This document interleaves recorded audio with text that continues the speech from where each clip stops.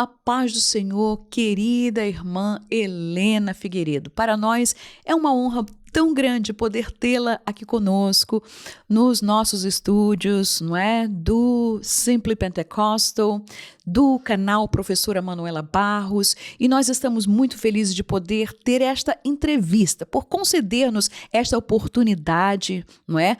De poder receber aí no Brasil, não é? A nossa irmã Raquel para fazer essa entrevista convosco.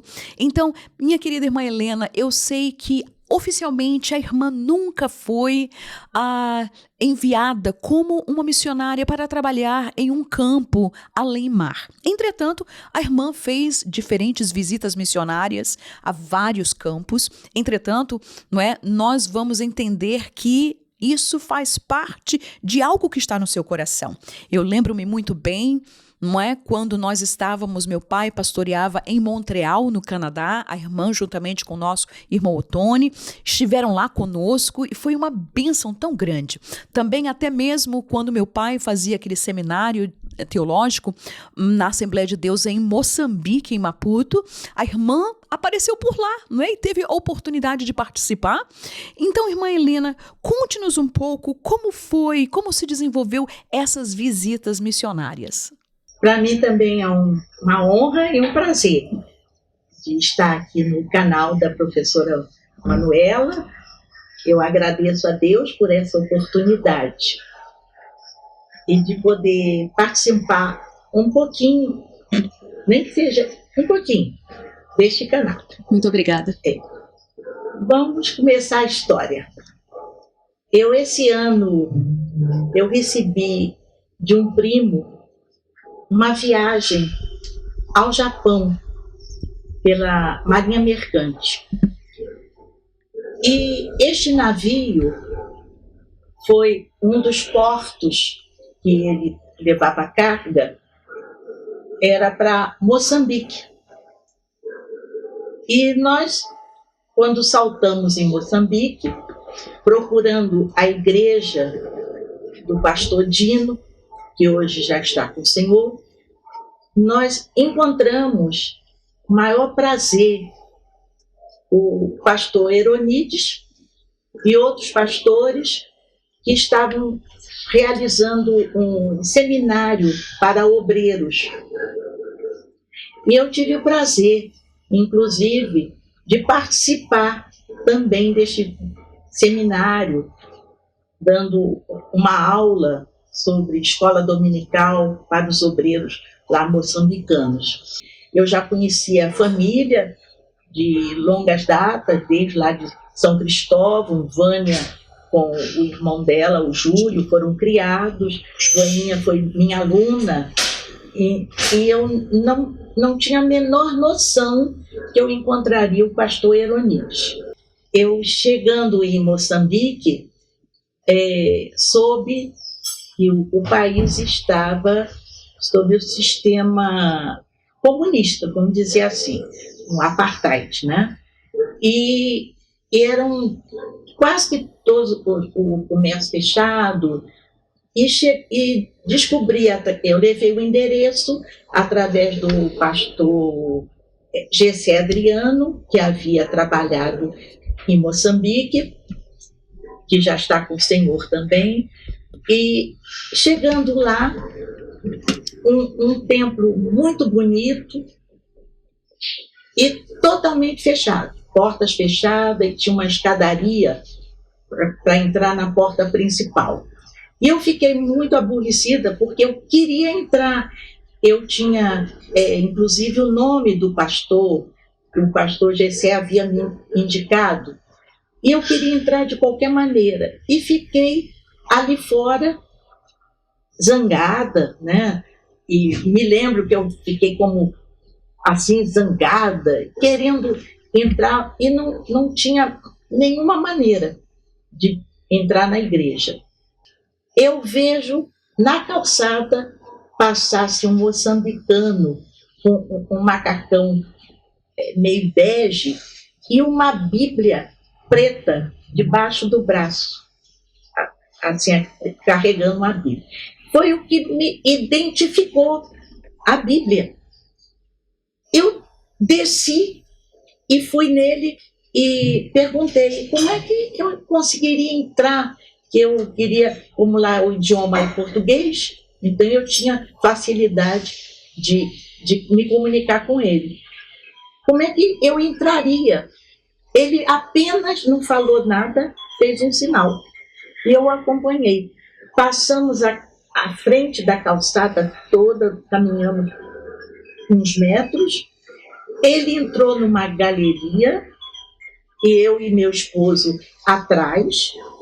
Na galeria ele virou, e quando eu me dei, eu estava dentro do templo.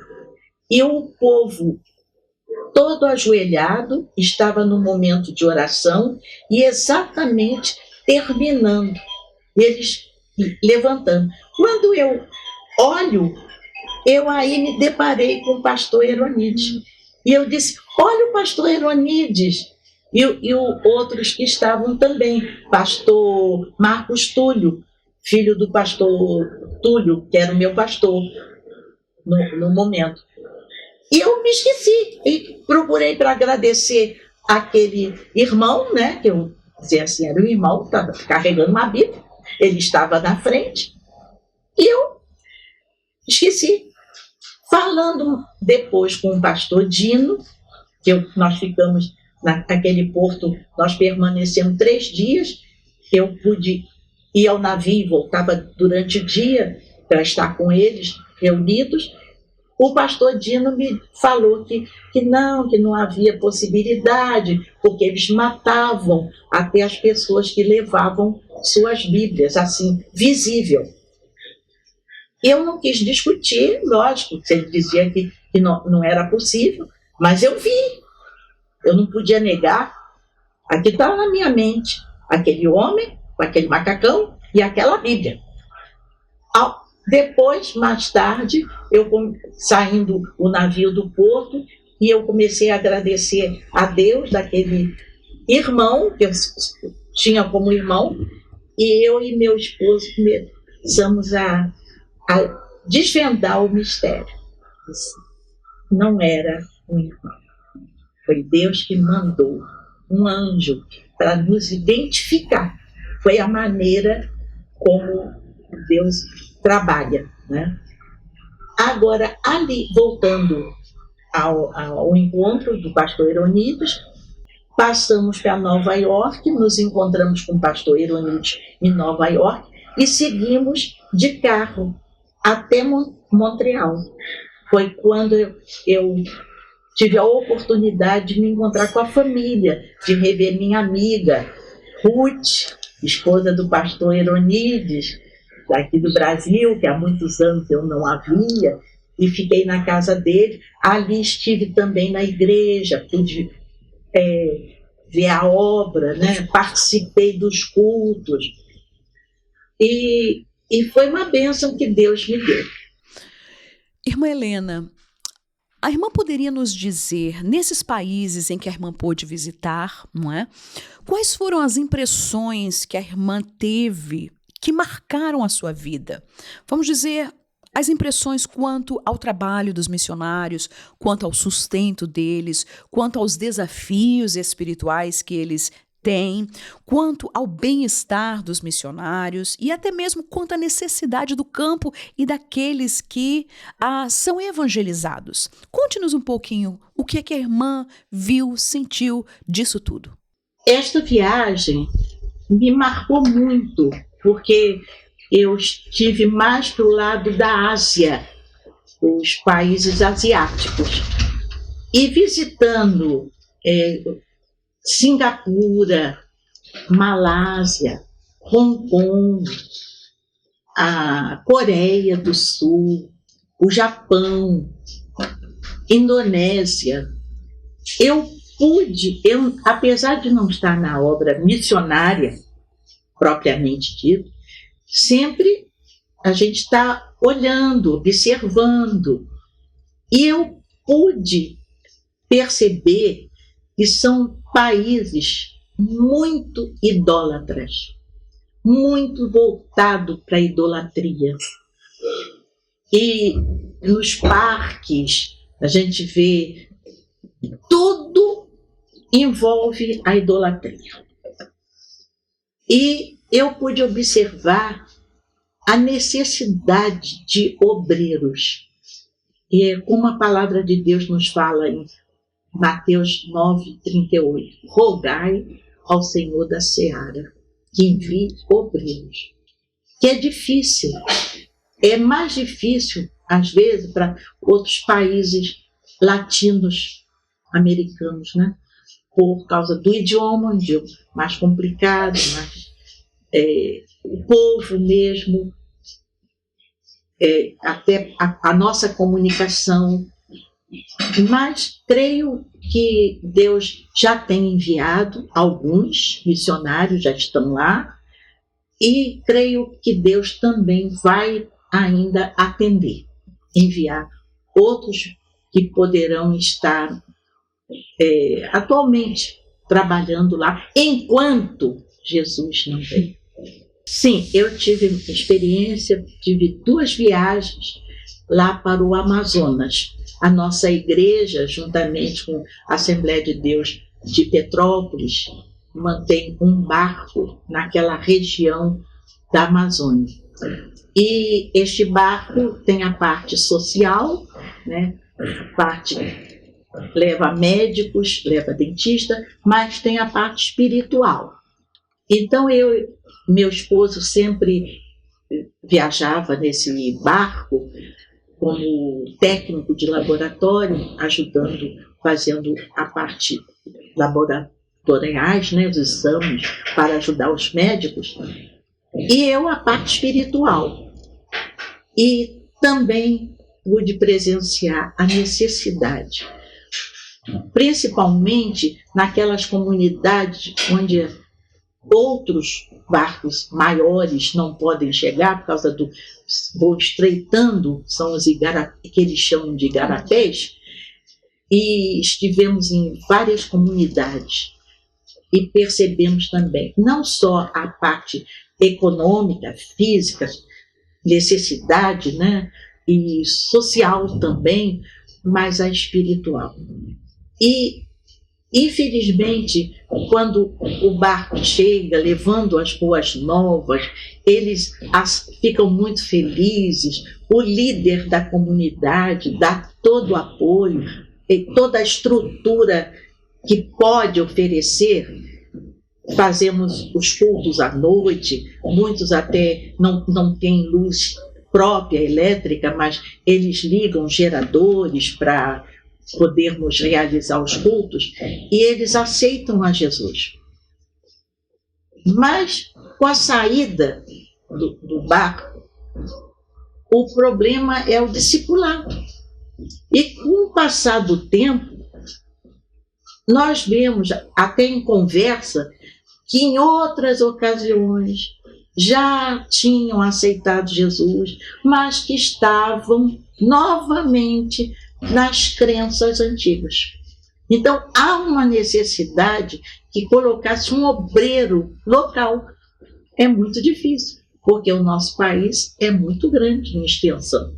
Irmã Helena, a irmã foi a coordenadora pedagógica do curso de formação de missionários da Assembleia de Deus, a EMAD, não somente no Rio, não é? Mas imagino que muitos alunos de todo o Brasil puderam estar e passar nas suas classes de aula. Será que a irmã poderia nos dizer o que a irmã entende ter sido e ser sua maior missão e cooperação nesta posição como coordenadora pedagógica de curso de formação de missionários? Eu tive a honra, vamos dizer assim, a honra de ser convidada pelo pastor Timóteo Ramos de Oliveira, que atualmente é o meu pastor também, de ser coordenadora pedagógica da Escola de Missões das Assembleias de Deus, a EMAD, que esteve no Rio de Janeiro por muitos anos, quase cerca de 10 anos. E era um curso de 1 ano, vinham alunos indicados pelos pastores das igrejas, vinham para cursar a EMAD, e me marcou muito também esse período. Os alunos, vamos dizer assim, tinham muitos que chegavam, já sabiam, já tinham chamada de Deus, mas já sabiam exatamente para onde iriam. Que Deus falava claramente, eles eram convictos para o local. Mas tinha uns que não sabiam. E nós ficamos ali em oração, eles faziam jejum. E quando chegava, quase que no final do ano, era interessante. Eles recebiam de Deus a convicção, exatamente do local. Eles ficavam tranquilos no coração deles, alegres. E isso me alegrava muito de cooperar com a obra missionária, o campo missionário, e podemos constatar que cerca de mais de 90% deu fruto. Dentro do currículo, nós tínhamos a matéria da alfalite, alfabetização para jovens e adultos. E eu dava aula, ensinava o método de como alfabetizar jovens e adultos, porque aquilo, se eles fossem enviados não só para o território nacional, para o próprio nosso país, também para países com idioma em português, como Moçambique, Angola, Portugal, e eles poderiam, então, chamar, né, a comunidade, viria com a intenção de serem alfabetizados, e dali eles iam evangelizando. Isso tudo junto com as aulas hermenêutica, homilética, envolvendo, nós colocávamos no currículo também. Amém, amém. Irmã Helena, na sua perspectiva de missões, não é?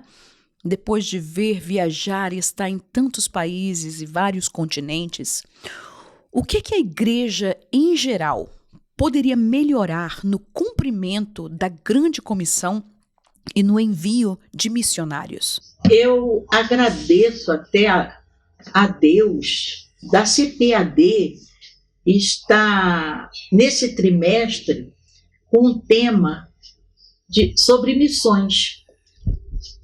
É um período que estamos assim alertando muito aos pastores, professores, líderes para missões. Mas eu acho que deve permanecer.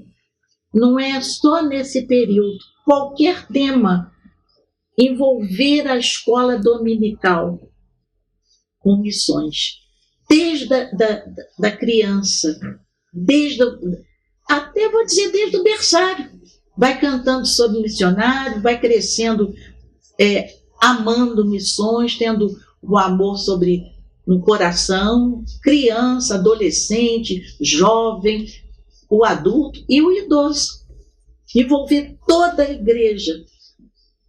Eu fazia muito, quando eu era diretora do departamento de adolescentes, eu trabalhava muito nessa área. E no meu planejamento anual, eu sempre, nos 2 semestres, tanto no primeiro semestre como no segundo semestre, eu envolvia missões. Então, dividia nas classes nomes dos nossos missionários que a nossa igreja era responsável, e eles escreviam cartas, oravam, recolhiam dinheiro, e hoje em dia a coisa mais fácil com as redes sociais, né, de enviar um zap e bater fotos, conversar com a família dos missionários. É muito importante os filhos dos missionários, porque muitas vezes os pais tem chamada de Deus, aquela responsabilidade direta de Deus. Mas os filhos ficam um pouco abandonados, porque é tanto trabalho, se envolvem tanto, que os filhos ficam, e muitos ficam até revoltados. Então, nisso, alegra aos filhos, a colocar sobre eles também a responsabilidade deles estarem no campo missionário com seus pais, e ajuda. Então, eu acho que o ideal é começar na escola dominical. Agora, trabalhar com a igreja toda. A parte de eventos, sempre ter no seu planejamento um período de seminário, de missões. Aí sim, aí envolver a igreja toda, né? E pesquisarem sobre alguns países, ou aqueles países que a própria igreja atende, ou outros países carentes, orarem por esses países carentes, locais, ou no Brasil também, no próprio território nacional, né, esses lugares carentes, os ribeirinhos, os indígenas, e há muitas cidades também, não só lá no lado do norte, o Amazonas, mas há muitas cidades em nossos estados carentes, né? E que precisam da obra missionária atuante, ativa. Irmã Helena, em contato, não é, com esses missionários em seus campos, resta uma pergunta muito importante para muitos desses nossos irmãos que estão vendo a sua entrevista e que talvez estejam perguntando, muitos deles têm um desejo, têm um toque ou têm uma chamada. Qual seria o seu conselho a alguém que deseja ir ao campo missionário em nossos dias? Eu acho que, assim, em primeiro lugar, a pessoa orar sozinha. A pessoa e Deus.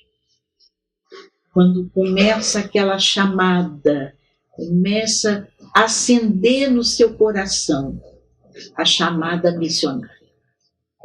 Entregar ao Senhor e ter convicção plena. Pedir ao Senhor que oriente qual local, ou em terras brasileiras, ou algum país que Deus queira que aquela pessoa vá. Se for casal, orar para que a sua esposa, geralmente é o homem, né, que vai ao campo missionário quando são casais, a não ser a mulher solteira, mas quando é o homem, para que a sua esposa também, Deus toque também na sua esposa. Se tiver filho, que Deus toque também nos filhos. Na família, porque Deus não é Deus de confusão. Para um sentir chamada e o outro dá para trás. Eu creio que quando Deus quer uma família, Deus, é lógico que a cabeça, ele é o marido. Mas Deus vai trabalhar com a esposa, vai trabalhar com os filhos também. Se já tem uma chamada para um país determinado, comece a pesquisar o idioma, a moeda, o local, a cultura, para não ir alheio. Né? Muitos, infelizmente, não dão certo, que é cair de paraquedas. Que Deus não trabalha assim. Converse com um pastor. Não fique apressado. Tudo tem um tempo. Eclesiastes, capítulo 3, diz que há um tempo para tudo. E Deus tem o tempo certo daquela pessoa que tem chamada missionária para ir no tempo de Deus. Nós temos os 2 missionários que chegaram aqui em terras brasileiras. Nós sempre temos comentado, né, sempre é passado de geração para geração. Eu conheci muito o missionário Daniel Berg, o missionário Vingra, não. Quando eu nasci, ele já tinha partido para a Suécia. Meus pais foram pioneiros em São Cristóvão, no Rio de Janeiro, e eu acho que esse amor pela obra missionária, eu acho que vem de minha criação. E a gente vê como esses dois, voltando a esses dois, Deus falou exatamente até o lugar Pará. O que era Pará naquela época? Nem sei se estava no mapa, né? 1910, 1911, por aí, né? Mas Deus falou, e eles vieram exatamente para o lugar determinado. Então, eu acho que a minha visão, eu nunca fui exatamente para a obra missionária, mas eu acho que a minha visão que eu tenho de um obreiro que vai ao campo missionário. Irmã Helena, estamos chegando ao finalzinho, estamos na nossa última pergunta e desde já eu agradeço a irmã por ter nos dado e estar aqui conosco dando esta entrevista. Mas eu não poderia terminar esta entrevista sem perguntar à irmã qual seria a sua oração mais urgente hoje quanto às missões. Bem, eu oro para que Deus continue com as portas abertas para o Evangelho. Então, porque há países que já fecharam. Já muitos, até missionários, são mortos. Muitos missionários tiveram que retornar, né, aos países de origem. Mas que Deus continue ainda dando um parêntese para esses países, para podermos ter a Bíblia claramente debaixo até do braço, que não se usa mais, hoje é celular, né? E Bíblias pequeninas, mas que possamos ter a Bíblia. E se alguém olhar a Bíblia, nós não precisamos escondê-la. As igrejas com portas abertas, né, escancaradas, como é a minha igreja e outras, né, muitas igrejas, tanto as Assembleias de Deus como denominacionais, e distribuição de folhetos. E eu sou uma que eu gosto muito de distribuir folhetos. Eu tenho sempre folheto na minha bolsa. E quando estou no caixa, eu abro a bolsa, ofereço um folheto, e às vezes vem entregador na minha porta, eu entrego um folheto, mas as portas estão se fechando e nós não sabemos até quando o nosso país poderá, porque nós não podemos fugir. A palavra de Deus diz que o ciclo vai se fechar. Está lá Mateus 24, 25, não é? E isso, a Bíblia não mente. Eu gostaria até de um versículo que está no Evangelho de João, no capítulo 9, versículo 4, que nós podemos ver o exemplo que Jesus também nos deixou. Convém que eu faça as obras daquele que me enviou, enquanto é dia. É o nosso caso, nós ainda estamos durante o dia. Há países que já ainda estão no dia. Então, vamos fazer a obra. A noite vem, quando ninguém pode trabalhar.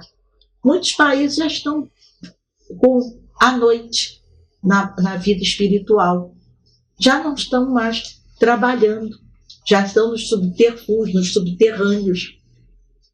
E nós precisamos nos preocupar, porque o tempo é curto.